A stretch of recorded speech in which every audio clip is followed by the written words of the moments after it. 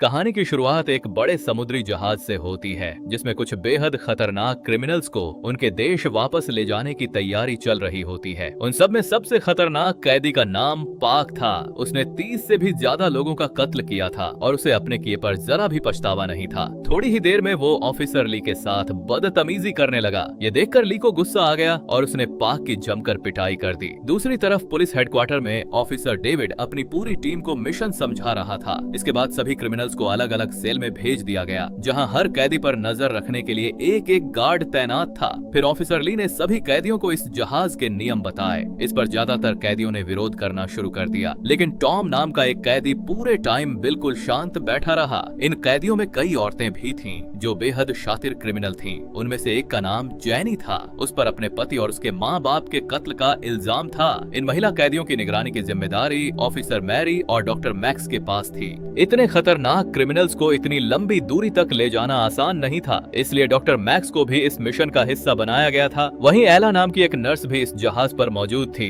जब सब लोग अपना सामान चेक कर रहे थे तभी डॉक्टर मैक्स ने चुपके से दवाइयों के बॉक्स में से एक इंजेक्शन चुरा लिया। दूसरी तरफ किचन में रसोइयों की एक टीम खाना बनाने में लगी हुई थी। उसी वक्त डॉक्टर मैक्स चोरी किया हुआ इंजेक्शन लेकर इंजन रूम में पहुंचा। यही खुलासा होता है कि डॉक्टर मैक्स को इस जहाज पर मौजूद सबसे खतरनाक क्रिमिनल अल्फा को इंजेक्शन देने का मिशन मिला था। उस इंजेक्शन का मकसद अल्फा को पूरे सफर के दौरान बेहोश रखना था, लेकिन अल्फा को जहाज में कहां रखा गया था ये बात पुलिस हेडक्वार्टर में बैठे ऑफिसर डेविड के अलावा कोई नहीं जानता था। उधर डेविड कुछ सीक्रेट फाइल्स देख रहा था। तभी उसे पता चला कि अल्फा पहले वैले मिलिट्री का हिस्सा रह चुका था। रात होते ही पाक ने अपनी जीप में छुपा कर रखी हुई एक तार निकाली और उसकी मदद से अपनी हथकड़ी खोल ली। इसके बाद उसने वही तार दूसरे कैदी को दी ताकि वो भी आजाद हो सके। तभी एक बड़ा खुलासा होता है। किचन में जो रसोइये काम कर रहे थे वो असली रसोइये नहीं थे बल्कि पाक के ही आदमी थे। उन्होंने असली रसोइयों को मारकर उनकी जगह जहाज में घुसपैठ की थी। इसी बीच जब एक पुलिस वाला पाक के सेल की जांच करने आया तो पाक और उसके साथी ने मिलकर उसे मार डाला।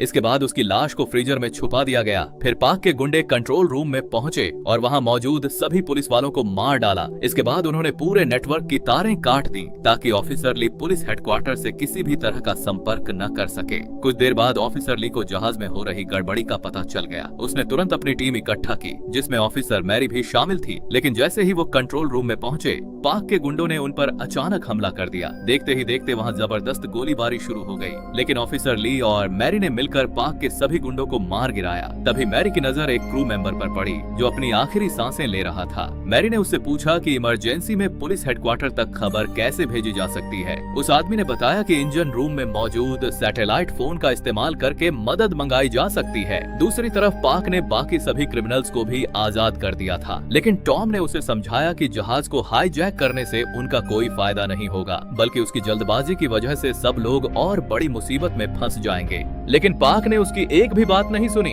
उसने फैसला कर लिया कि वो सभी पुलिस वालों को मारकर पूरे जहाज पर कब्जा करेगा। उधर डॉक्टर मैक्स ने खुद को नर्स एला के साथ एक कमरे में बंद कर लिया क्योंकि वो पाक के हाथों मरना नहीं चाहता था। इसी दौरान पाक इंजन रूम में पहुंचा। वहां उसने झायन नाम के एक क्रिमिनल को पुलिस वालों की लाशें फ्रीजर में डालते हुए देखा, लेकिन उन दोनों को इस बात का बिल्कुल अंदाजा नहीं था कि इंजन रूम की पाइपलाइन में लीकेज हो चुका था। उसी लीकेज से खून की कुछ बूंदें बहते हुए सीधे अल्फा के चेहरे पर गिरने लगी। अचानक अल्फा की आंखें खुल गईं और वो अपनी कैद से बाहर निकलने की कोशिश करने लगा। दूसरी तरफ ऑफिसर ली और उसकी टीम जब भागे हुए क्रिमिनल्स को पकड़ने उनके सेल तक पहुंची तो उनके होश उड़ गए क्योंकि कई पुलिस वाले मारे जा चुके थे और सारे क्रिमिनल्स वहां से भाग चुके थे। अब ली समझ चुका था कि पाक और उसके आदमी अगला निशाना इंजन रूम में मौजूद सैटेलाइट फोन को बनाएंगे, इसीलिए वो अपनी पूरी टीम के साथ तुरंत इंजन रूम की तरफ दौड़ पड़ा।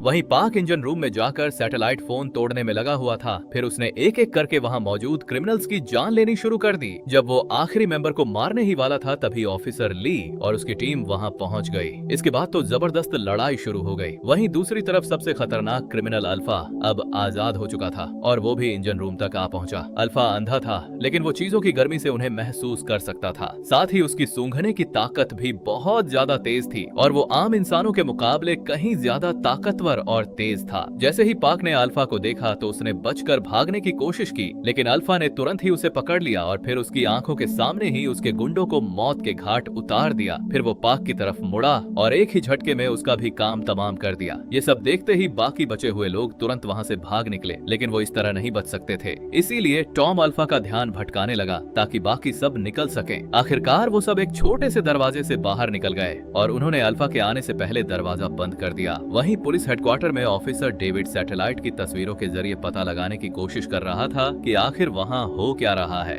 जब उसे पता चला कि सभी क्रिमिनल्स फरार हो चुके हैं तो उसके पैरों तले जमीन खिसक गई। तभी उसे डायरेक्टर नाम के एक आदमी का कॉल आया जिसने उसे शिप पर हुई पूरी घटना के बारे में सब कुछ बताया। तभी हम देखते हैं कि उस आदमी के सीने पर एक अजीब सा नंबर बना हुआ था और ऐसा ही नंबर अल्फा के शरीर पर भी था।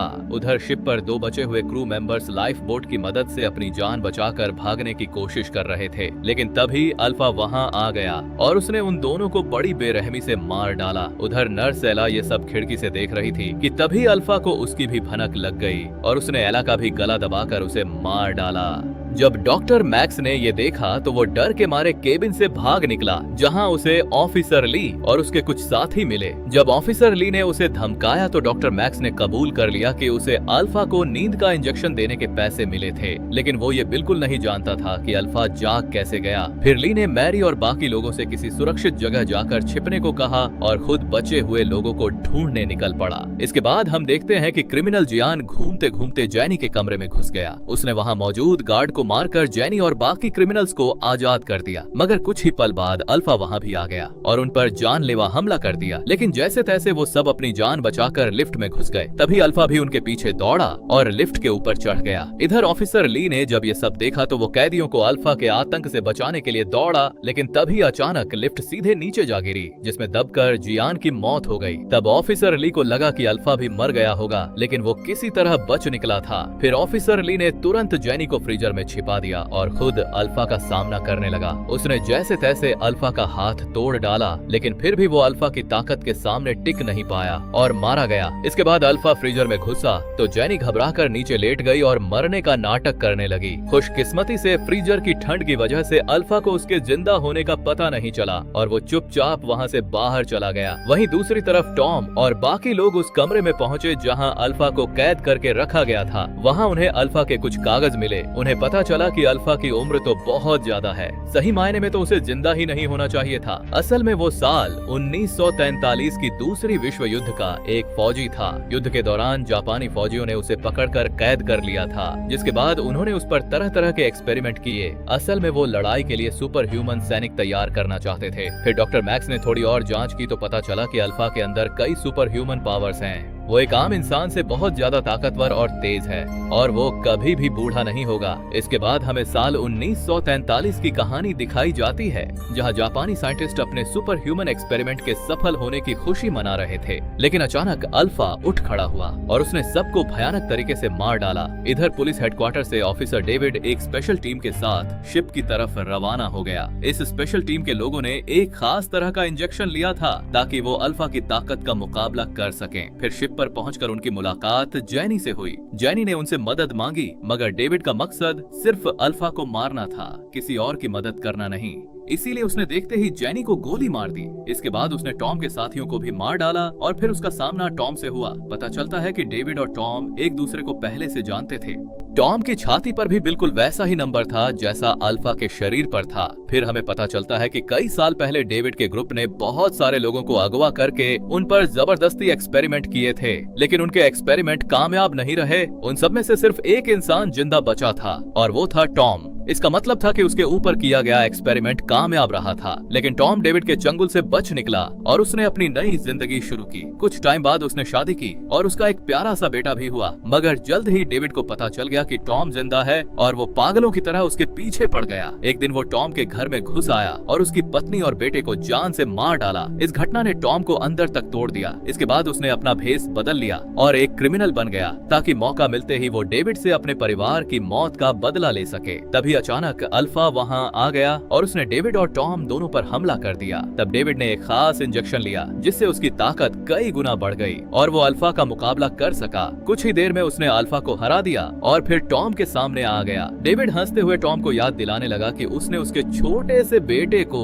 कैसे मार डाला था। ये सुनते ही टॉम गुस्से से भर गया। उसने डेविड पर हमला किया और उसे सीधे समुद्र में फेंक दिया, फिर खुद भी उसके पीछे कूद गया। अगले दिन हमें डायरेक्टर नाम का एक आदमी दिखाई देता है जो एक आइलैंड पर वही पुराना एक्सपेरिमेंट फिर से चला रहा था। फिर वहाँ एक छोटे बच्चे को दिखाया जाता है जो कोई और नहीं बल्कि टॉम का बेटा ही था। असल में डेविड ने टॉम के बेटे को मारा नहीं था क्योंकि उसके अंदर भी टॉम की तरह सुपर पावर्स मौजूद थी। वो बच्चे को उठाकर सीधे डायरेक्टर के पास ले आया था। तभी ये खुलासा होता है कि डायरेक्टर भी साल 1943 वाले जापानी एक्सपेरिमेंट का ही हिस्सा था जिसमें अल्फा और डायरेक्टर दोनों को सुपर ह्यूमन पावर्स मिली थी। अब डायरेक्टर का मकसद ऐसे ही एक्सपेरिमेंट करके बच्चों को सुपर ह्यूमन बनाना और एक नई दुनिया तैयार करना था। उधर टॉम समुद्र में कूदने के बाद किसी तरह बचकर किनारे तक पहुंच गया। अब वो इस खुफिया ऑर्गेनाइजेशन से अपने परिवार की मौत का बदला लेने के लिए पूरी तरह तैयार था। अगर वीडियो पसंद आई हो तो लाइक कर देना, चैनल को सब्सक्राइब कर देना। मिलते हैं अगली वीडियो में।